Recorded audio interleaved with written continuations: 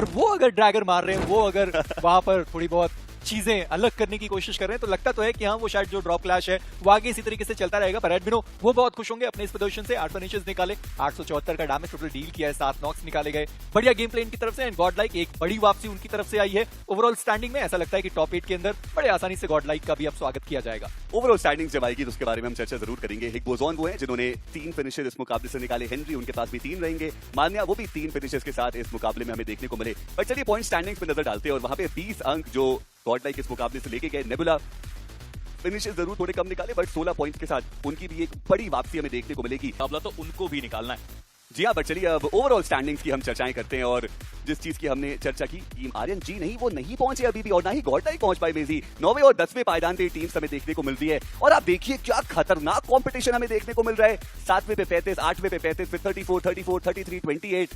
एक बात तो तय है कि ये पर्टिकुलर वो ग्रुप जरूर होगा जहां पे वो एंड मैच में भी मल्टीपल टीम्स ऐसी रहेंगी जो क्वालिफिकेशन के आसपास रहने वाली है। और इसीलिए मैं कह भी रहा हूँ कि 6-7 का अगर आप एवरेज लेकर चलते हैं हर एक मैच के अंदर, तो भी आप टॉप 8 के अंदर अपने आप को आसानी से बना सकते। सर्कल के डॉट सेंटर में 4 अलग अलग कंपाउंड को टारगेट करना और ये रैंडम शॉट्स जानबूझ के यहाँ पे ली जा रही है ताकि अगर कोई टीम इस ओर आ रहे हैं तो उनके लिए मुसीबतें बढ़े।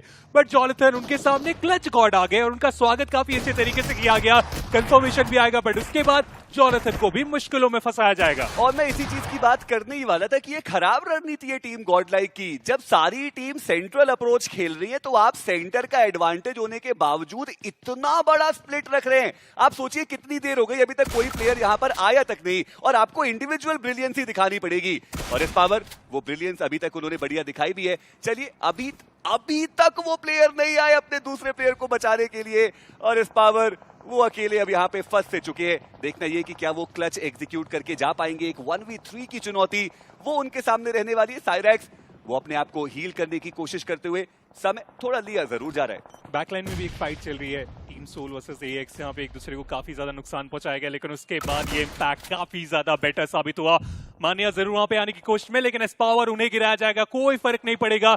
जो आप बात कर रहे थे कि टीममेट का अगर साथ आएगा तभी तो ओवरऑल स्टैंडिंग में वो बेहतर करके जाएंगे। आसानी से जीतना चाहिए था और उसके बाद वो सरवाइव भी कर सकते थे। ऑटोबॉट्स के लिए तो उनके लिए बिल्कुल भी तैयार थे ही नहीं, वो रीसेट कर ही नहीं पाए और उसके पीछे का कारण जो उन्होंने इतना ज्यादा समय लगा दिया टॉक्सिक को फिनिश करने में। वहीं दूसरी तरफ मान्य उन्होंने सारंग को डाउन किया, एडमिन उनका स्प्रे, स्किप्स वो डाउन किए गए और अब ये जो स्प्लिट है गॉड लाइक का वो उनको वैल्यूज भी दिला रहा है। एडमिनो वो थोड़ा पीछे की तरफ मौजूद है और बैकलाइन से 8 बिट की मुश्किलें उन्होंने बढ़ाई जरूर। अभी के लिए जो आईजल 8 बिट की दूसरी वो एकमात्र बचे और सर्कल के अंदर अभी तो वो पहुंचे हैं और वहां पर भी कुछ शॉट जो है वो दिए जा रहे हैं लॉबस्टर के द्वारा। दूसरी तरफ एडमिनो उन्होंने चंदन को डाउन किया, सर्वर को डाउन किया। एडमिनो वो तो एक डिफरेंट लेवल पे देखने को मिल रहे हैं। जो पहला मुकाबला था वहां पर भी वैल्यू निकाली, दूसरे में भी वैल्यू निकाली और यहां पर भी 4 फिनिशेस के साथ अब ब्लिट्स की मुश्किलें बनाने को तैयार नजर आ रहे हैं। हाइट का जो एडवांटेज मिला और उसके बाद जो सर्कल का कंट्रोल बना के रखे पूरे तरीके से ब्लिट्स को यहाँ पे गेट कीप करके जाने की कोशिश में है। और ब्लिट्स वो टीम है जो कि हर मैच में आके अच्छे खासे पॉइंट्स निकाल के जा रहे थे लेकिन यहाँ पे चीजें थोड़ी उनके अगेंस्ट फिलहाल जाती हुई। और ब्लिट्स दूसरी तरफ एक और टीम से फाइट कर रहे हैं, एचबी के साथ वो मिड रेंज की एक्शन चलती हुई और बैकलाइन से वो कंटिन्यूअसली ग्रेनेड आ रहे हैं। सौरभ तो उस तरफ देख भी नहीं रहे। चलिए अब जाके उस एंगल को भी चेकआउट किया गया क्योंकि इनके प्लेयर ही सोहम वो थोड़ा सा आगे हैं। वो एक दूसरे के साथ जो तालमेल बनाने की जरूरत पड़ती है वो काफी अच्छे तरीके से ब्लिट्स अभी तक मेंटेन कर रहे हैं। केवल एक ही फिनिश निकाल पाए और एक और साधारण मुकाबला उनके लिए। और ओमेगा बढ़िया जो मिनी का एक्शन है वो हमें देखने को मिला। सौरभ सोहम ये सब डाउन और ब्लिट्स उनका जो समापन है इस मुकाबले से वो हो चुका है। हालांकि वो 2 ही फिनिश के अंक इस मुकाबले से निकाल पाए बट उसके बावजूद 62 पॉइंट्स के साथ वो ऑलरेडी टॉप 2 में देखने को मिलेंगे। बट एडमिनो एक और नॉक उन्होंने निकाला है, ओमेगा उनको डाउन किया गया और हिग्बोजॉन वो तो सर्कल के बाहर ही फंस चुके हैं। शॉट्स उनके ऊपर दिए गए, मुश्किलें उनकी बढ़ सकती थी, हालांकि बच गए वो और स्मोक्स का भी जो बढ़िया इस्तेमाल है वो किया गया ऑटोबॉट्स के द्वारा। बट एडमिनो वो रुकने का नाम नहीं ले रहे। उन्हें पता है कि जो मोमेंटम उन्हें मिला अच्छे खासे वो पॉइंट्स निकाल के जा सकते हैं। इसलिए उनका एलिमिनेशन हुआ बट उनके लिए भी अच्छा मैच, 5 फिनिशेस उन्होंने निकाला। बट ये रोटेशन में डिवोटी काफी अच्छे तरीके से अपोनेंट को पकड़े। लॉबस्टर हमने बहुत कम बार देखा इस तरीके से फंसते लेकिन यहाँ पे बहुत बुरे तरीके से फंस चुके। एक तरफ से एएक्स, दूसरी तरफ से गॉड लाइक, दोनों मिलके अटैक कर रहे हैं और बिल्कुल सैंडविच हो चुके लो ग्राउंड में। आगे जाने की जरूरत और उसी के कारण सर्वाइवल जरूर एक होप बनता हुआ एएक्स के लिए। यहाँ पर हेनरी उनकी तरफ से एक बढ़िया स्प्रे और स्मोक के बीच में उन्होंने जो प्रेडिक्टिव शॉट से कुछ वो लिए और वहां पर जो नॉक है वो भी आया और मान्या वो जो फिनिश है वो चुरा के ले जाएंगे रैल्फी का, वो भी आया नहीं टीम आर्यन के खाते में। आज हम देख पा रहे हैं अगर वो हल्का सा भी इंपैक्ट बना फायदा हो सकता है। क्रेटोस उनकी एचपी काफी ज्यादा कम है, थोड़ा टाइम डिमांड करे, स्क्वाड हाउस है उनके पास, हालांकि वो सर्कल के बाहर है, उसे छोड़ के आगे जाने की जरूरत पड़ने वाली है। बट फाइनली एडमिन हो गए, इस पावर को लेके आए इस बार, और ग्रेनेड के बाद वो रिजल्ट भी हमें आता हुआ देखने को मिला। वो जो टीम वर्क हम बात करते हैं वो फाइनली बनता हुआ, एक खिलाड़ी को गिराने के बाद अब दूसरे खिलाड़ी के ऊपर पूरी रिस्पॉन्सिबिलिटी, 3 अलग अलग दिशाओं से वो शॉट, और इसी के साथ एएक्स उनका एलिमिनेशन। पर लेकिन अब टीम नेबुला वो घेराबंदी करने के लिए तैयार सी नजर आ रही है। उनको पता है कि जो उनके ओपोनेंट्स है वो बहुत ही कन्फाइंड एरिया में नॉर्दर्न एज पे थोड़ा रुक से चुके हैं, और ऐसे में देखना इंपॉर्टेंट रहेगा कि नेबुला क्या वो उसका फायदा उठा सकते हैं। ये इंपॉर्टेंट सवाल है। 14 फिनिशेस जो अभी टीम गॉडलाइक के खाते में हमें देखने को मिल रहे हैं। एडमिनो वो बहुत ही ज्यादा बेहतरीन फॉर्म में, पर अभी भी नेबुला उनके पास सर्कल के अंदर एक वाइडर एरिया हमें देखने को मिल रहा है। स्प्लिट्स उनके बेहतर देखने को मिल रहे हैं, एंगल्स उनके पास बेहतर, और ऐसे में जो सेंट्रल अप्रोच है सिंस अब सर्कल श्रिंकिन होना स्टार्ट होगा वो भी कंपैरेटिवली बेहतर जो नेबुला के पास मौजूद। बट सारी बातें एक तरफ, आप इंडिविजुअल परफॉर्मेंस देखे, एडमिनो 8 टोटल फिनिशर निकाले जा चुके हैं उस खिलाड़ी की तरफ से, और टीम के टोटल यहाँ पे 14 है, तो कमाल का वो फिनिश निकाला गया है। बट कार जैसा आपने बताया उसकी शुरुआत हो चुकी है। मान्या जैसे ही आगे बढ़ेंगे, क्रेटोस देख लेंगे, इनिशियल लॉक निकाला गया, काउंटर भी यहाँ पे करने में हुए कामयाब।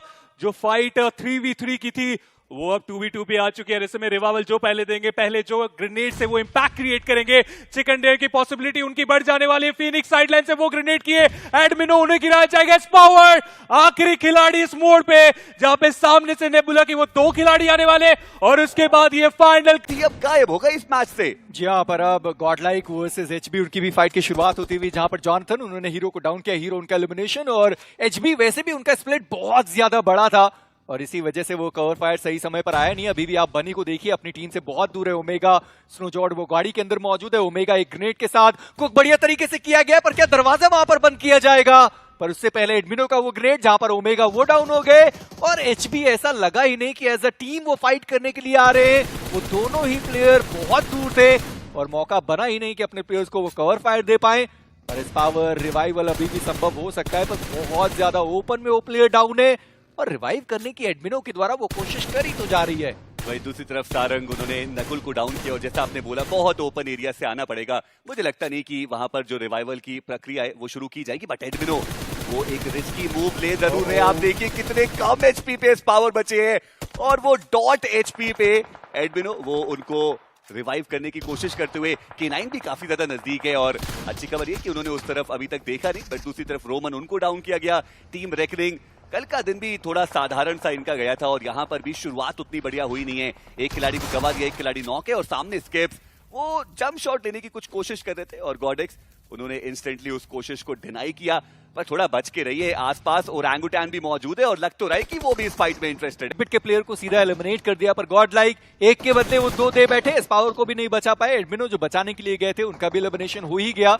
नेबुला के साथ फाइट करना चाहेंगे, सीधा वो आगे डिप के अंदर वो प्लेयर मौजूद है, पर एकेओपी उनकी एचपी बहुत ज्यादा कम हुई है। फिनिक्स को सीधा चले गए, विस्कॉट को उन्होंने डाउन किया है, जो दूसरे प्लेयर है वो डाउन कर दिए गए। एकेओपी एचपी बिल्कुल भी उनके पास मौजूद नहीं है, पर आरू वो एक अलग एंगल से चले गए, एंड नोमी के पास जो एंगल है वहां से वो प्लेयर दिखाई नहीं दिया। एंड आरू एक आखिरी प्लेयर बचते हैं अपनी टीम से, और टीम सोल वो भी यहाँ पे फाइट लेने के लिए आ चुके हैं। थर्ड पार्टी एनक्लोजर हमें देखने को मिलते हुए। क्रेटोस उन्होंने एक ओपनिंग निकाली, बट नोमी के ऊपर वो पलटवार आया। क्रेटोस वो अभी भी सरवाइव करे, और ऐसे में जॉनसन हुए जिन्होंने एकेओपी का फिनिश सिक्योर कर लिया। पर यहाँ पर वैल्यू ज्यादा वो टीम सोल अपने खाते में लेके जरूर जा सकती है, बट नेबुला उनका समापन होता हुआ। आरू वो अभी भी सरवाइव कर रहे हैं, ग्रेनेड उनके हाथ में मौजूद है, और दूसरी तरफ से टीम सोल वो भी रहने वाली है। और कितने ओपन में जॉनसन चले गए, वहां पर उनको इजीली टेक डाउन किया गया, और निंजा बॉय हुए जिन्होंने वो फिनिश सिक्योर कर लिया। टीम सोल के बाद इनफैक्ट टीम गॉडलाइक के बाद वो इकलौते लिए, क्योंकि जोन के अंदर इतने सारे रिकॉल टावर्स मौजूद नहीं है। वही गॉडलाइक सरप्राइज किया यहाँ पे एडमिनो ने अपने अपोनेंट को 8 बेट।